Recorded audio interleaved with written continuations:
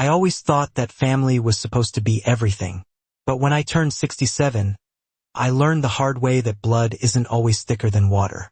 Started with a birthday party I had planned for months. I set the table with my best china, lit the candles, and put out the meal I knew they all loved. My son, David, and his wife, Susan, were supposed to come. I had sent the invites out early, made sure to remind them twice. I expected at least them to show up. The clock ticked past 6:30 p.m. By 7 o'clock, I was checking my phone for messages. Nothing. No texts. No calls. I thought maybe they had gotten caught up at work. But by 8 o'clock, I knew something was off. I looked at the empty chairs, the untouched plates, the cold roast in the oven. I couldn't help but feel a pang of disappointment. I had spent all day making sure everything was perfect, and they couldn't even be bothered to show up. I sat down at the head of the table, staring at the empty seats where my family should have been. They were always so busy, too busy for me. But this was different. This felt like more than just a missed dinner. Felt like I had been forgotten, discarded. I couldn't understand why they'd do this. We had always been close, or at least I thought we were. I opened Facebook in a quiet attempt to pass the time, hoping maybe I could distract myself. And then I saw it. A post from Susan. A picture of her and David, laughing, smiling, on a cruise in the Mediterranean. The caption read, "Living our best life. So grateful for this amazing family getaway." There it was. The confirmation. They had all gone on a cruise without me.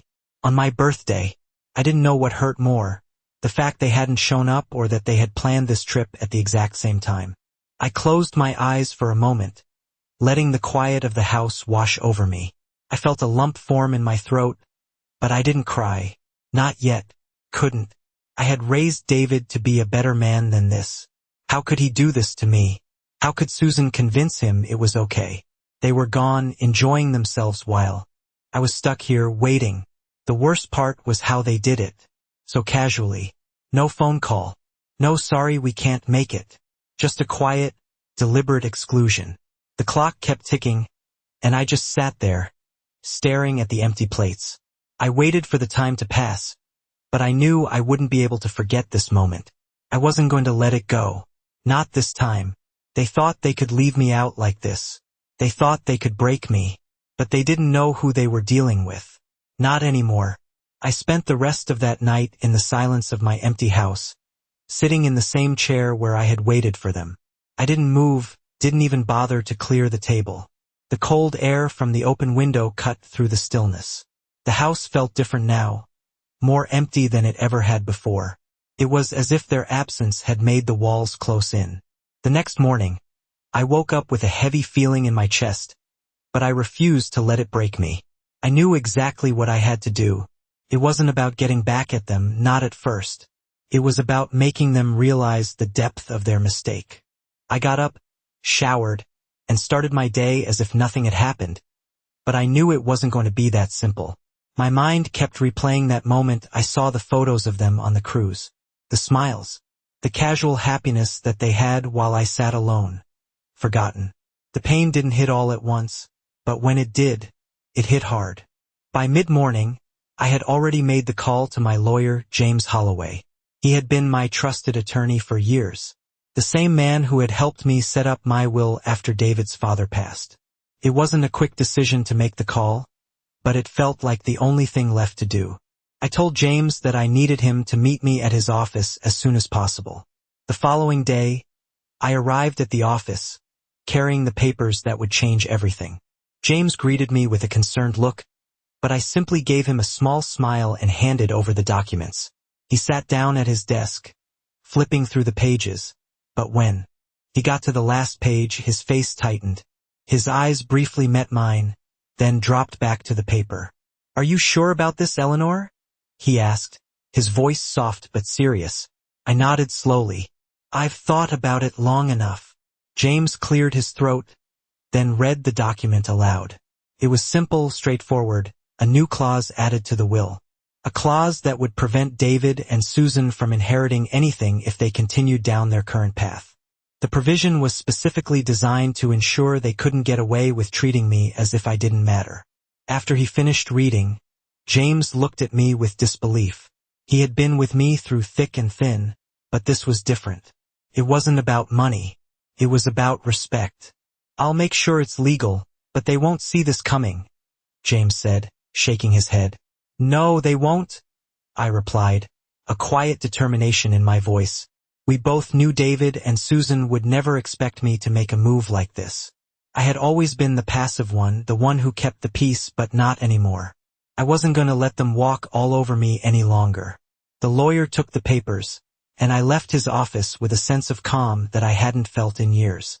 It wasn't revenge that I was after, it was closure. I had spent so many years giving, sacrificing, and now it was time for me to take a stand. It was time for me to make sure that my voice, my life, meant something again.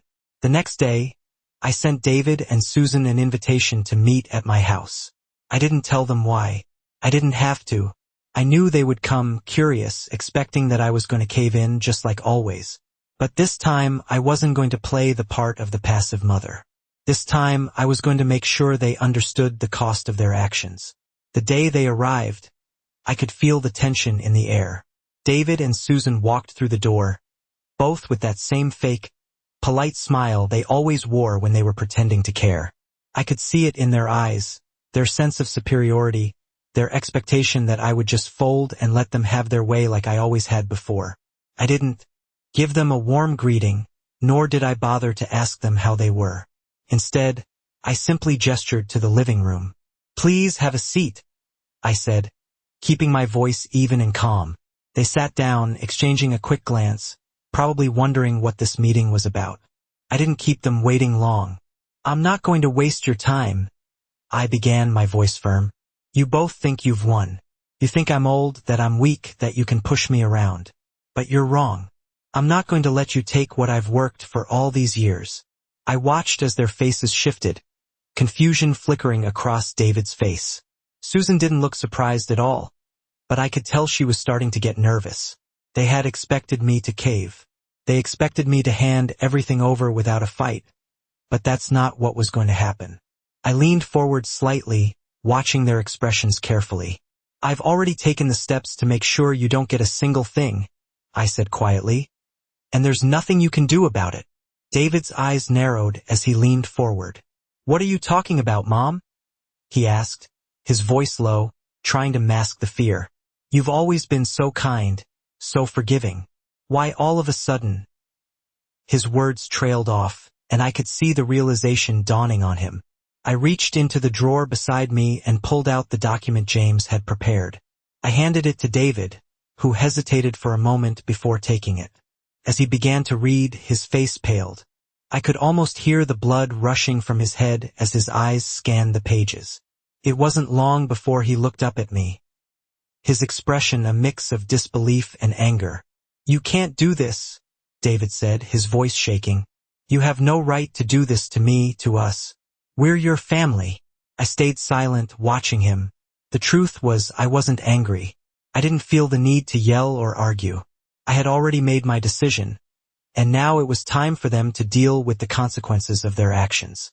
Susan didn't say anything for a while, but I could see the gears turning in her head. Finally, she spoke up, her voice dripping with false sweetness.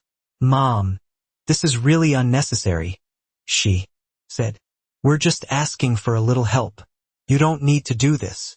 I could see right through her act. I had seen it for years. Her tone, her smile, everything about her was a performance, and I wasn't buying it anymore. "You think this is about money, don't you?" I asked. "You think I'm going to feel guilty and change my mind, but I won't. You've had your chance to be a part of this family, and you chose greed over love. Now you'll deal with the consequences." There was a long pause, and the tension in the room was almost unbearable. I could see David clenching his jaw, his fists balled up. But I didn't flinch. I had made my decision, and I was at peace with it. "You're out," I said softly. "Both of you. You'll never see a cent. Not a penny of what's mine. I'm giving everything to the people who need it, not to those who take and take without giving a damn." David opened his mouth to argue, but I cut him off with a single look. He knew there was no point in fighting me anymore. They had lost, and I had won. The calm, quiet satisfaction that washed over me was more powerful than anything I had ever felt before. I stood up, and with one final glance at the two of them, I turned and walked away, leaving them in the silence of their own defeat. It had been a few days since the confrontation with David and Susan, but I still couldn't shake the feeling of satisfaction.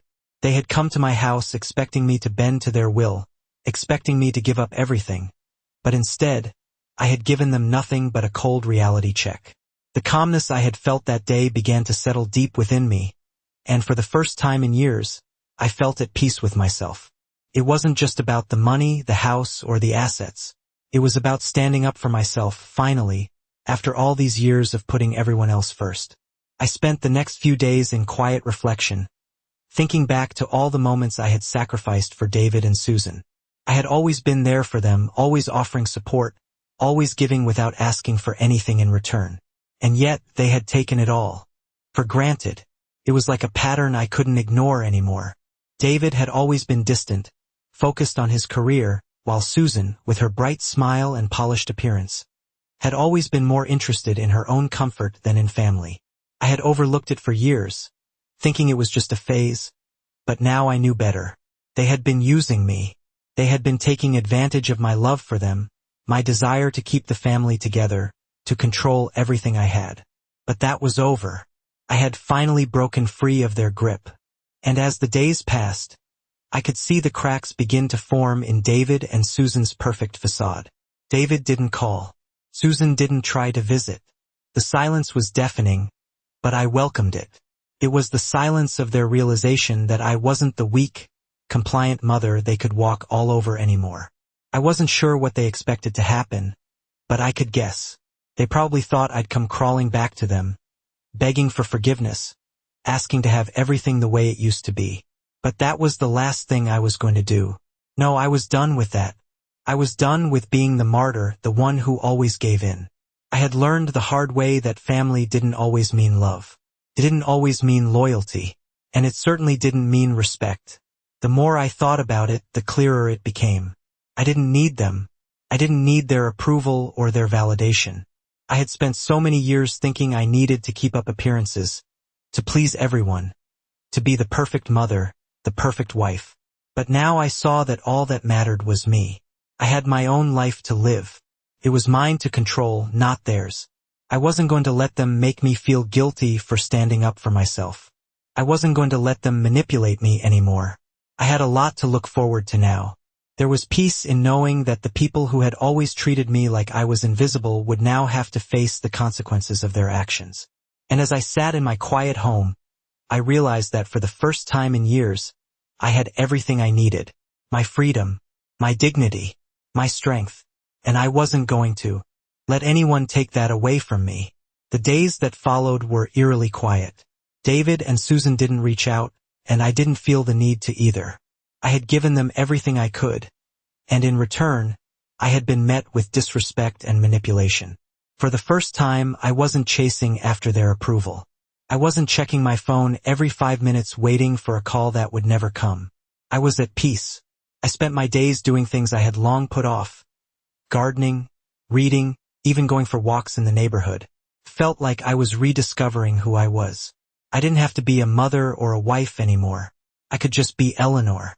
And for the first time in years, I was enjoying my own company. One afternoon, as I sat on my back porch enjoying the warmth of the sun on my face, I heard the sound of a car pulling up in front of the house. I wasn't expecting anyone, so I stood up, curious. When I saw David standing there, looking uncertain, my first instinct was to turn away, to ignore him and keep enjoying my peace. But something held me in place. I couldn't deny that part of me still cared, despite everything. He knocked on the door, and I opened it slowly, keeping my expression neutral. "Mom, we need to talk," he said, his voice tight, almost pleading. I stood there for a moment, just looking at him. I had seen this version of David before, the one who showed up when he needed something. But this time I wasn't in the mood to play his game. "I'm listening," I replied, crossing my arms over my chest. He hesitated before speaking again, his words coming out in a rush. I know I messed up. Susan and we've been wrong. I get it now. Please, let's fix this. The words were familiar, but they didn't carry the weight they once had. The old me would have fallen for it, would have foregone my own feelings to protect him. But I wasn't that person anymore. David I've spent my entire life fixing things for you and Susan. I've tried to be the perfect mother, the perfect wife. But what have I gotten in return? Nothing but disrespect. You both took advantage of me, thinking I would always be there to pick up the pieces. But not anymore. I'm not your punching bag. I'm not here to serve your needs when it's convenient for you. I watched him as he processed my words, his face a mixture of guilt and frustration. But there was no real apology in his eyes, no understanding of the depth of what he had done. He was only sorry because things weren't going his way anymore. Please, Mom, don't do this. We need you, he said, his voice softening, but I could hear the desperation creeping in. No, David, you need to understand something, I said, my voice steady and firm. I don't need you. I don't need Susan, and I certainly don't need your approval anymore. I'm done trying to fix things. I've spent too many years worrying about everyone else while neglecting myself. I'm not going to keep doing that. He looked like he was about to argue, but I raised my hand, stopping him. The house, the money, everything. It's not yours. I've already made my decision, and nothing you say is going to change that. I've already given enough, and now it's my turn to live for me. He stood there for a long moment, looking at me, searching for something. Maybe he was hoping I would change my mind, or maybe he was trying to figure out where he went wrong. But I had already moved on. There was nothing left to fix. Slowly, he turned and walked back to the car without saying another word. I watched him go, a part of me almost expecting him to turn around, to beg me to take it all back. But he didn't, and that's when I realized I had finally let go. The guilt, the pain, the constant need to please, it was all gone. In that moment I was free. Free to live my life on my own terms. Free from the manipulations and expectations. The silence that followed felt more like freedom than loneliness. I closed the door behind me and leaned against it, closing my eyes for a moment. I had finally taken control. I had finally stood up for myself. And I wasn't going to let anyone take that away. I had just finished cleaning up the kitchen after the visit from David, and I found myself sitting at the table, staring out the window. I was still processing everything that had happened. There had been so many years of giving, of trying to be the perfect mother, wife, and grandmother. I had always believed that if I gave enough, I would be loved in return. But now I knew better. Love wasn't something you could earn by sacrificing yourself. David and Susan had made it clear that they didn't care about me, not truly, and that was fine. It was time for me to care about myself. I didn't need them anymore. I had spent too much of my life holding on to people who didn't respect me, and I was done with that. I had made my peace with my past and my choices.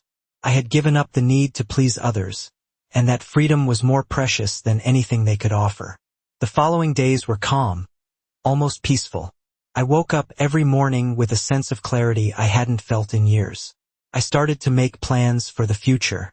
I wanted to travel. I wanted to do the things I had put off for so long. For the first time in a long time, I didn't feel like I had to answer to anyone. I was free to live my life on my terms. One morning, I decided to take a trip to the small bookstore down the street. It was a place I had always loved but hadn't visited in years. I used to go there with David when he was young. It felt nostalgic to walk through the aisles, running my fingers over the familiar spines of the books. The smell of paper and old leather was comforting. I picked up a novel I had been meaning to read for years and found a quiet corner to sit and read. I was so engrossed in the story that I lost track of time. When I looked up, it was almost closing time. I smiled to myself, feeling a sense of peace I hadn't experienced in so long. I paid for the book and left the store, enjoying the cool evening air as I walked home. I realized how much I had missed simple moments like this. Moments of stillness. Moments where I didn't have to worry about anyone else's expectations. As I walked, I passed by a small cafe, and something caught my eye. There was a young woman, sitting alone at one of the tables, sipping her coffee and reading a book. It made me think about how much I had taken for granted, how much I had spent my life trying to fix everyone else's problems, and how little time I had taken for myself. I walked past the cafe with a smile, knowing that my life was mine to live now. There was no more worrying about what David and Susan thought of me. There was no more trying to meet their expectations. I was free to be Eleanor, the woman I had always been, and the woman I was still becoming. The next morning, I woke up with a new sense of purpose. I would no longer let anyone take advantage of me. I would live my life fully, with no more guilt or hesitation. I didn't need their approval to feel whole. I already was whole. I felt a quiet strength inside me that I hadn't felt in years, and I knew I was ready to move forward, not with anger or resentment, but with peace and clarity. I was ready to embrace the life I had left, and nothing, not even David or Susan, would take that from me. Weeks passed, and I continued to move forward with my life. The days felt lighter, like a burden had been lifted off my shoulders. I spent my time doing things I had always wanted to do, taking long walks, cooking meals for myself, and even starting a small garden in the backyard. It was my sanctuary, a place where I could reflect and grow, both literally and figuratively. I had finally embraced the freedom that came with living for myself, and it felt more rewarding than I could have ever imagined. But even as I embraced my newfound peace, there were moments when David and Susan crossed my mind. I would wonder how they were, what they were doing, but the feeling didn't linger long. I had made my choice, and I was resolute. They had made it clear they didn't need me, and I was starting to realize that I didn't need them either. One afternoon, while I was tending to my garden, I heard the sound of a car pulling up. It was familiar, and instinctively, I knew who it was. My heart didn't race as it used to when I heard David's car pull into the driveway. I didn't feel the same desperation to fix things or to make him understand. He was here because he needed something, and that was all. I wiped my hands on my apron and walked to the front door, opening it slowly. David stood there, looking hesitant. His eyes met mine, and for a moment, I saw a flicker of something. Maybe guilt, maybe regret, but it was fleeting. He wasn't here for the right reasons. "Mom," he began, his voice softer than I remembered. "I know things have been difficult between us, but I want to make it right. I don't want to lose you." His words were rehearsed, and I could tell he was searching for the right way to get back into my life. But I had already heard these words before, and they no longer carried the weight they once had. David, you can't just come back into my life when it's convenient for you, I said, my voice steady. You didn't value me when I was there for you, and now that I've let go, you want to fix things. It doesn't work that way.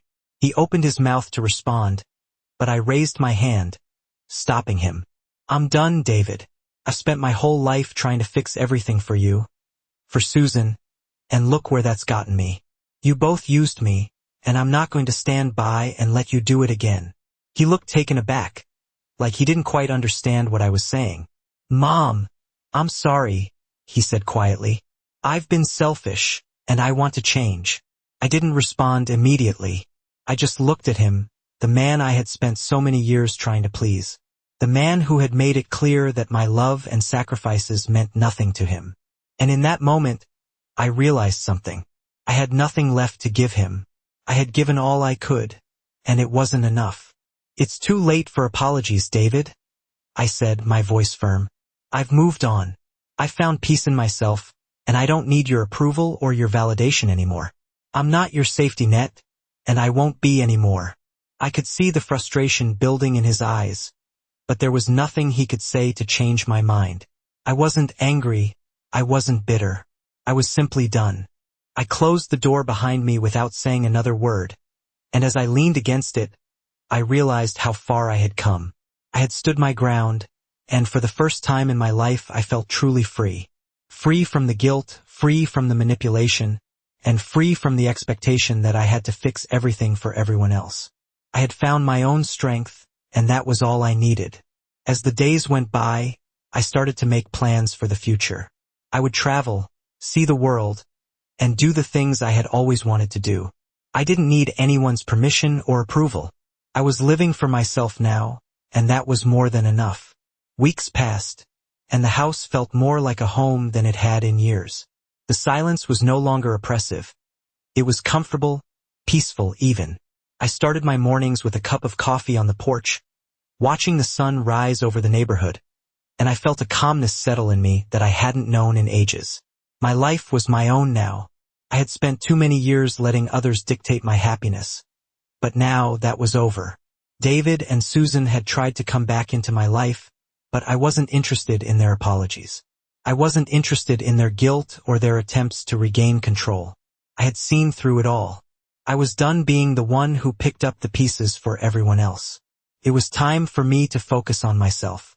One evening, I sat on the porch, looking out at the garden I had spent so many hours tending to. It was my sanctuary. The roses I had planted were beginning to bloom, and I took a moment to admire the vibrant colors, their petals soft in the fading sunlight. I had nurtured them with my own hands, just as I had once nurtured David and Susan, but now it was different. I was tending to something that was mine, that didn't require constant sacrifice. As I sat there, I realized how much I had missed these small moments. These quiet, simple joys that didn't demand anything from me.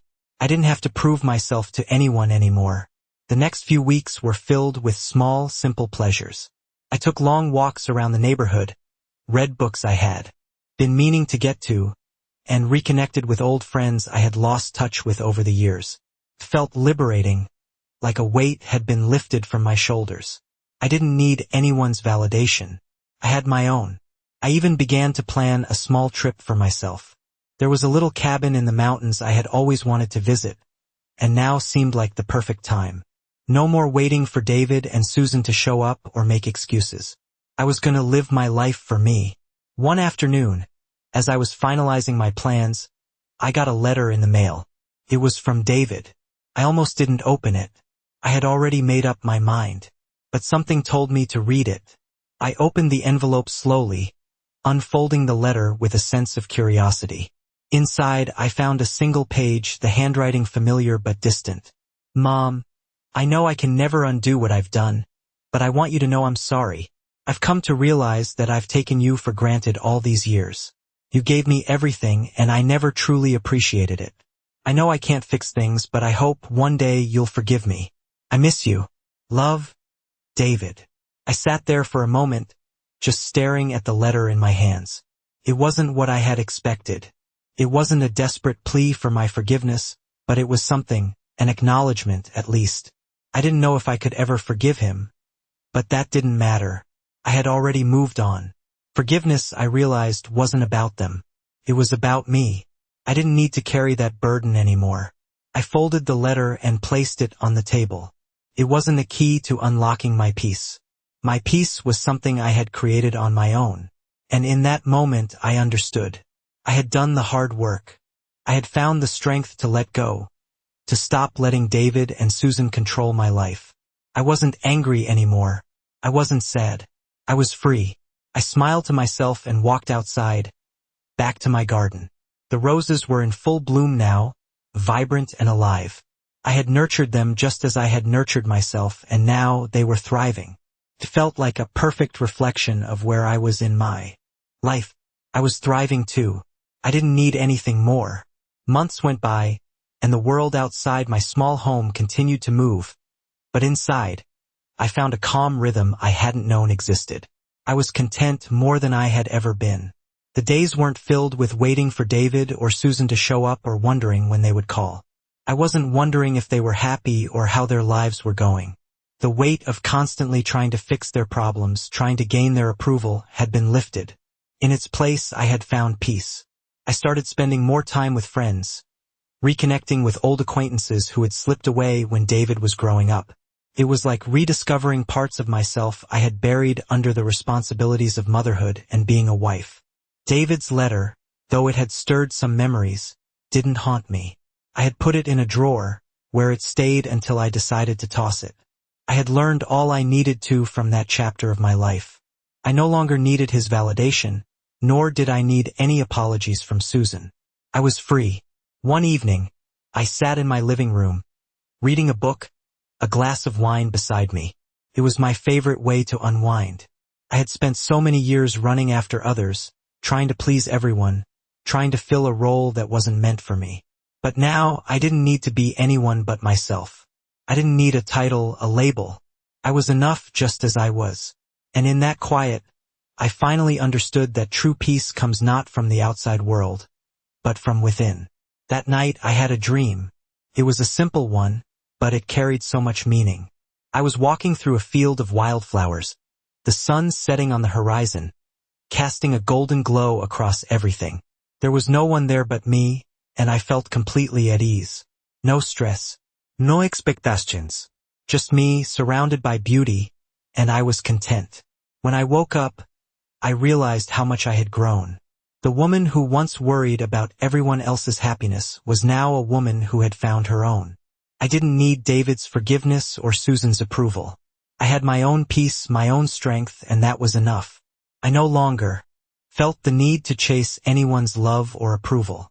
I had always thought that family was everything, that it was my job to keep everything together.